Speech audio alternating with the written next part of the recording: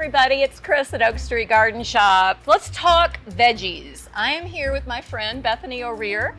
Bethany is the Regional Extension Agent for Jefferson County and the entire region. And thank you for coming, Bethany. Absolutely. I really appreciate it. So what we want to do today, and I was telling Bethany just a minute ago, I would love to talk about, you know, preparing your garden beds. Where do you put a vegetable garden? What kinds of things? You can see all sorts of things around us that you can plant. And then down the road, you know, taking care of those vegetables, making sure they're growing well, and, you know, addressing any problems. Which we always have, right? Yes, we always have. I mean, it's just the way it is. That is, that's right. So let's talk about, where do you start a vegetable garden? Like if you don't have a place. Right, yet. so if you don't have a place, and anybody, no matter how much space you have, anybody can grow a vegetable garden. You can grow in pots, you can grow in, anything can be in containers as long as it drains, right? And has enough root space. Exactly. But the important part to mention is you gotta have full sun. All of our vegetables need at least 6, but prefer 8 hours of full sun. So if you don't have that, that's gonna be a problem. Yeah. And I think a lot of people don't understand their sun level. Right. Like sometimes you can say, okay, I got a spot in sun, that's where I'm gonna do it, but they neglect to think of like the trees that throw the shade. Right.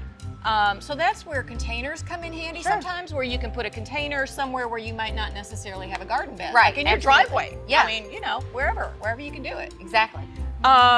So I've got all sorts of planters here with different types of tomatoes. We've gotten a lot of different tomatoes in. We've got more coming in this week.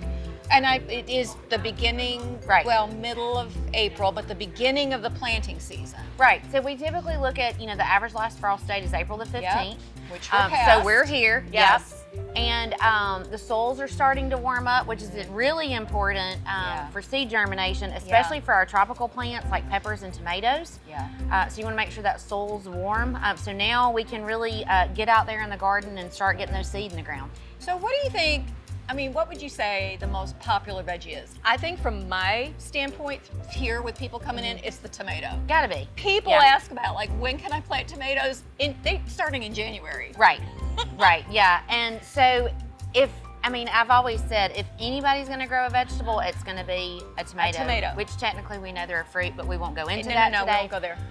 So that's the one that they're gonna plant. And there's so many different varieties available, like you mentioned.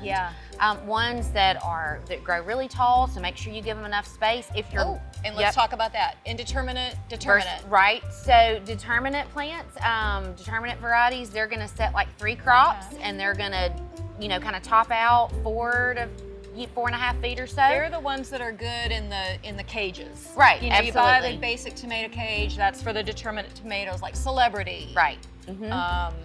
Bella Rosa, Amelia, some of our hybrid tomatoes. And then you look at the indeterminate ones, and those are what we consider, you know, the heirloom ones, and it's like Jack and the Beanstalk. Cherry tomatoes. Yes. Cherry tomatoes are the best. They get enormous. They do. But, I mean, they're like candy in the garden. Although I will tell you, I'm trying a determinate cherry this year. I'll let you know how it goes. I know, it's brand new. Is it I'm like trying a it out. patio kind of thing? Yeah, well, it's going to be it'll be a little smaller. I'm trying it in my garden, and so I'll let you know how it goes. This is the cool thing about plants. There's always something new to try. Yeah, absolutely. You know, and even if it's an old tomato that's been around for a while, but you haven't tried it. Right. It's all fair game. Right, and you're not gonna know unless you try several different ones. Exactly. So, I always say that, you know, like you can't buy 40 of one thing. That's right. Try a few different things. So we've got the tomatoes planted. Well, let's see, how do you plant a tomato? Okay. Yeah. So with tomatoes, they're a vine, right? So we technically can plant them deep, but we caution about that in that we don't necessarily want to go deep, but maybe you dig a trench and go long, because once again, it's a tropical plant, sensitive to soil temperatures. The deeper you go, the cooler the soil is, so it really shocks those roots.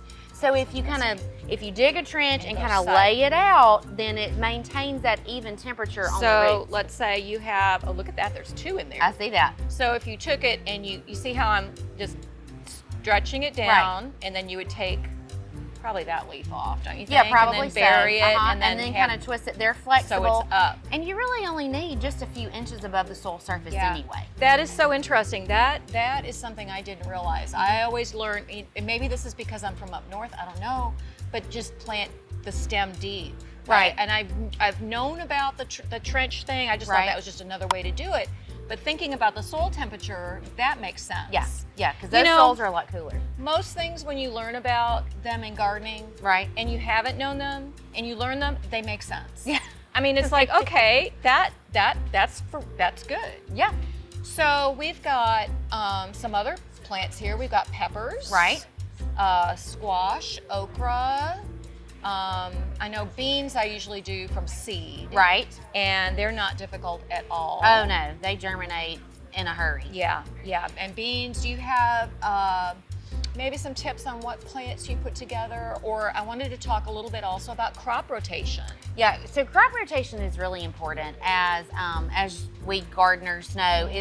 We have to use everything in our arsenal to try to deal with pests and disease. Yeah, trick them. Yes, absolutely. So crop rotation is an easy concept, and that just basically means you're not planting not the same plant, but you're not planting the same plant family. Right, in that area for 3 years. Yeah. So in my area where I'm planting tomatoes this year, the next year I don't want to plant potatoes, I don't want to plant peppers or eggplant because all of those are in the same plant family. And that's something that, is really important because, one year you might have great luck with your tomatoes, and if you put them in the same spot, the pests, maybe you had some disease problems on that tomato, they know where to go. That's right. Because it's in the same spot. Right.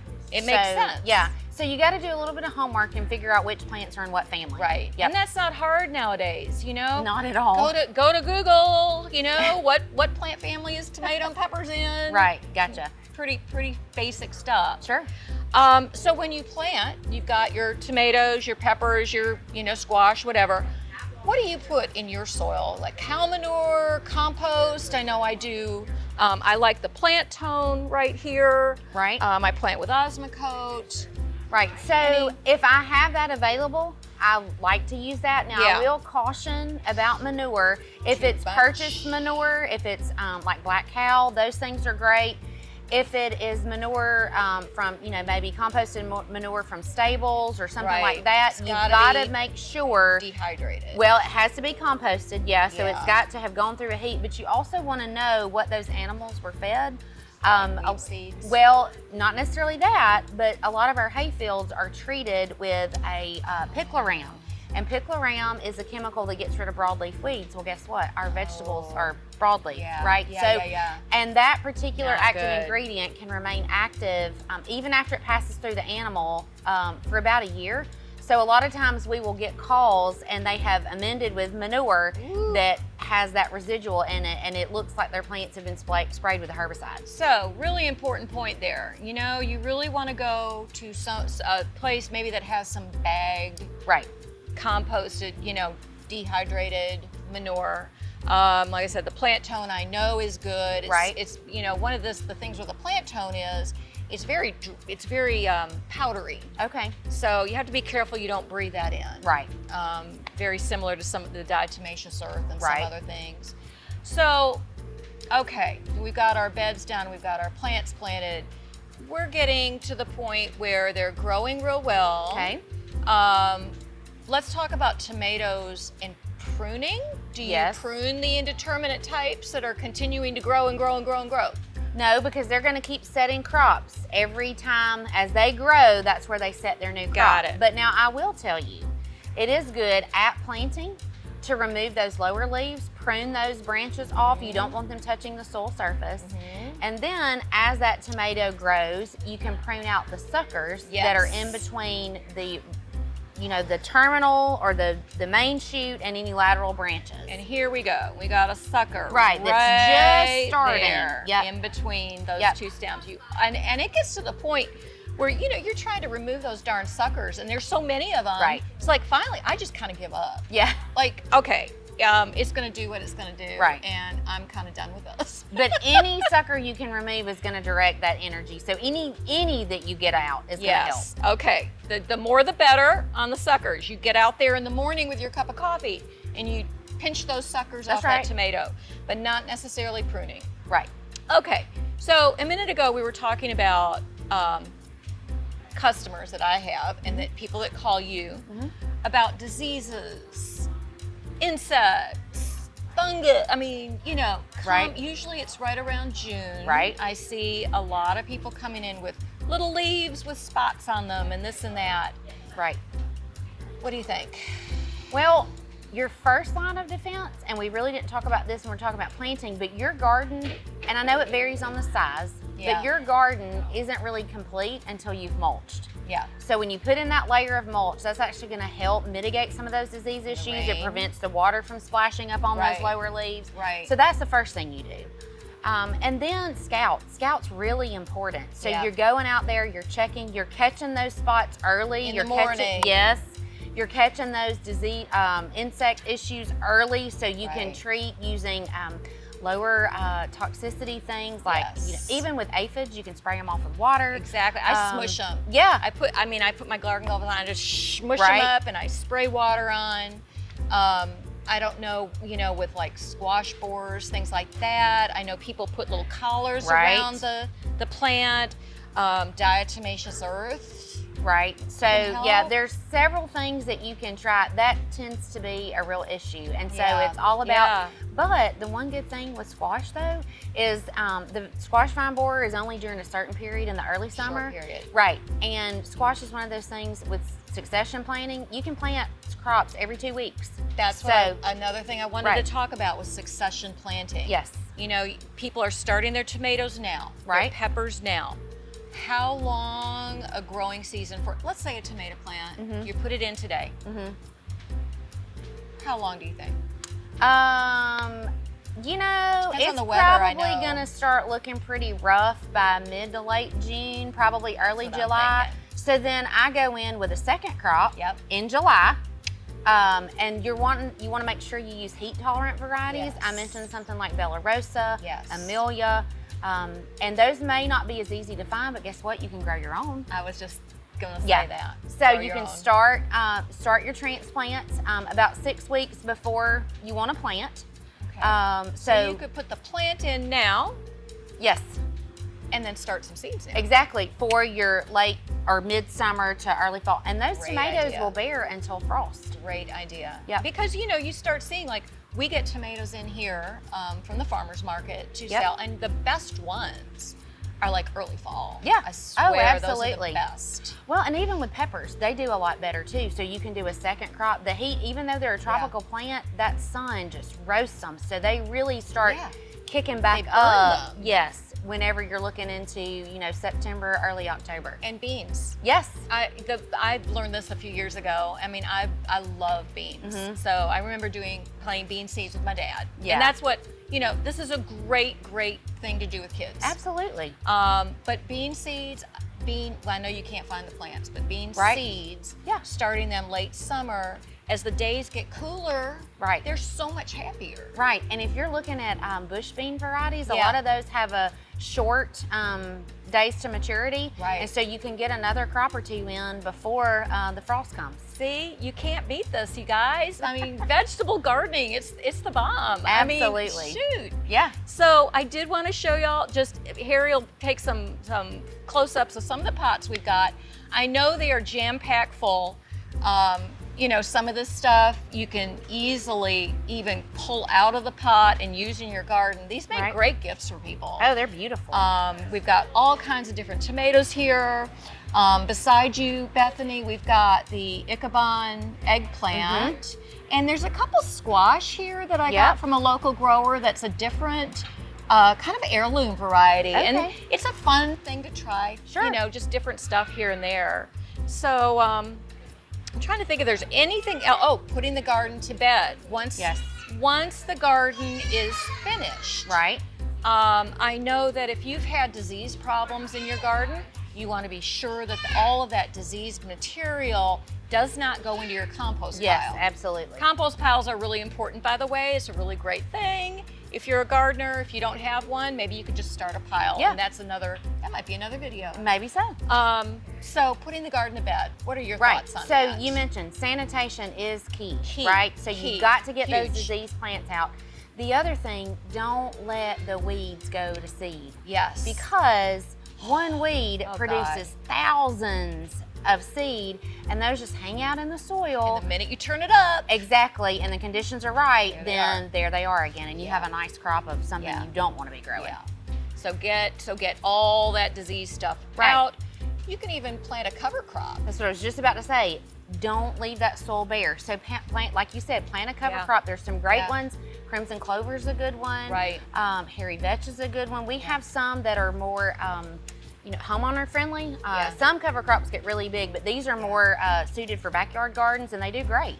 You know what I saw the other day that I thought was interesting, and I'm sure you know about this already. We were talking about beans. Mhm. They were saying grow your beans, grow your fall crop of beans, Mhm. and then don't pull them, cut them, Mm-hmm. and let those roots disintegrate in there, and it sets the nitrogen. Right? Because they're a legume. Yeah. So they're going to fix their own nitrogen. Yeah, so that basically, easy it's thing to do. Absolutely. Just cut the tops and let it go. Right? Yeah, because it's just organic matter that you'll turn in. Right. And the more organic matter that you can get into your beds, the better. The better. Absolutely. You know, that's where, like I said, a compost pile, or in the fall when your trees drop Yeah. leaves, you run over them with your lawnmower, you throw them into the corner. Right. Let them break down. Absolutely. It and makes then a great put them amendment. back. Yep. Well, I think that kind of covers We a could lot talk of it. I mean, all day we about really vegetables, could. We could Chris. go on and on about this, but I know you have to go. You got work to do. And before we go, though, Sure. tell us a little bit more about the Extension Agency and how much work you do for the community. Okay. And the sources that you provide. Right, so Alabama Cooperative Extension System is the outreach arm of our land grant institutions in Alabama. Auburn. So it's Auburn University, Alabama A&M University, and then we work with Tuskegee in a private partnership. So basically, we unfortunately are the best kept secret in Alabama. We're Absolutely. taxpayer funded. Right. So we are a resource, so we talk about everything. I'm a horticulture agent, so I deal with all things gardening, whether it's ornamental, landscape, edibles. But we offer a lot of other resources related to food preservation and nutrition, estate planning, financial issues. So anything that you deal with in your life, we have an agent that can address those issues. Really, really important. Yep. Important thing. And then we're involved, me specifically, we're involved in a lot of community projects related to community gardens, whether it's a food garden, ornamental gardens. Food deserts. Right, food deserts. We're working on a project currently with Grow More, Give More. Excellent. And so Excellent. we have a lot of fun teaching folks how to grow. Great. I just love that. Yeah. I think it's a great mission. It's wonderful work. Yep, I thoroughly Thank you. enjoy it. Thank you, Bethany. And I love Thank having you, Chris. you. Oh, So we're well, gonna do thanks this for the again. invitation. Thanks so much. We'll see you soon.